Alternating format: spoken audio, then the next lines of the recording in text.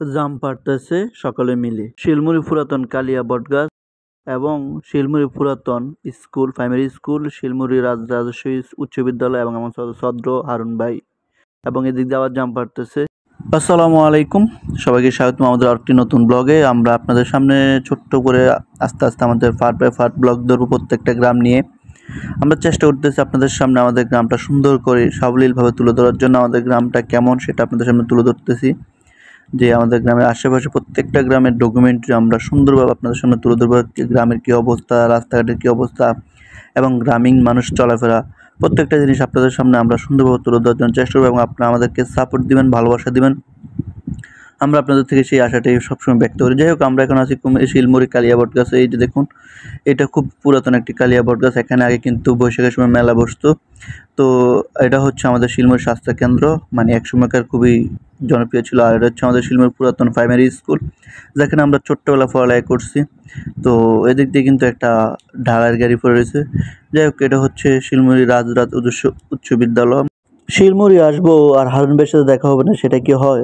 আমি যখনই শিলমুড়ি আসি তখনই কিন্তু হারুন ভাইয়ের সাথে দেখা হয় এবং হারুন ভাই দেখলে আমার বলে, কিরে কেমন আছো? আসলে এই কথাটা আমার খুব ভালো লাগে, কারণ ভাইয়ের ভয়েসটাই নাকি আমার কাছে অন্যরকম লাগে। আর ভাইয়ের সবচেয়ে স্পেশাল একটা জিনিস হচ্ছে ভাই অলওয়েজ হাসি দিয়ে থাকে।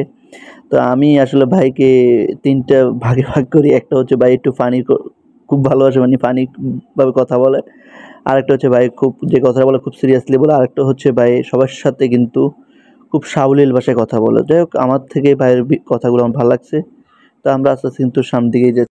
আমরা আস্তে আস্তে কিন্তু শিলমুড়ি শেষ মাথা চলে আসতেছি, কারণ আমরা আপনাদেরকে বলেছি আমরা একের পর এক গ্রাম আপনাদের সামনে তুলে ধরার জন্য চেষ্টা করব। তো যেহেতু আমরা শিলমুড়ির শেষ দিকে আস্তে আস্তে যাইতেছি, কিন্তু গ্রামটার অপরূপ দৃশ্য কিন্তু আমাদের চোখে এবং আপনাদের চোখেও কিন্তু বাজছে। তো যাই হোক, এই দিক দিয়ে আসি, দুটো ছেলেকে দেখলাম জাম পাড়তেছে, একজন এখন নেমে যাইতেছে। তো বললাম, কিরে ভাই আমগুলো জাম দিয়ে, ভাই নেন না। তো যাই হোক, আমরা বললাম ভাই আমার জাম লাগবে না, তোমরা তোমাদের মধ্যে থাকো। আর এদিক দিয়ে ছোট্ট একটি ছেলে সুন্দরভাবে সাবলীলভাবে সাইকেল চালিয়ে যাইতেছে, যাতে তার কোনো টেনশন নেই, নির্ভয় একদম সাইকেল চালিয়ে যাইতেছে। কারণ গ্রামের রাস্তাগুলোই তো এরকম, কোনো শব্দ নেই, কোনো হুটহাট কোনো আওয়াজ নেই, নিশ্চিন্তে মনে যে যার মতো চলতে পারে। এটাই হচ্ছে গ্রামের সাবলীল দৃশ্য। যাই হোক, আমরা এখন আস্তে আস্তে রামপুর শিলমুড়ির শেষ সীমানায় চলে যাইতেছি।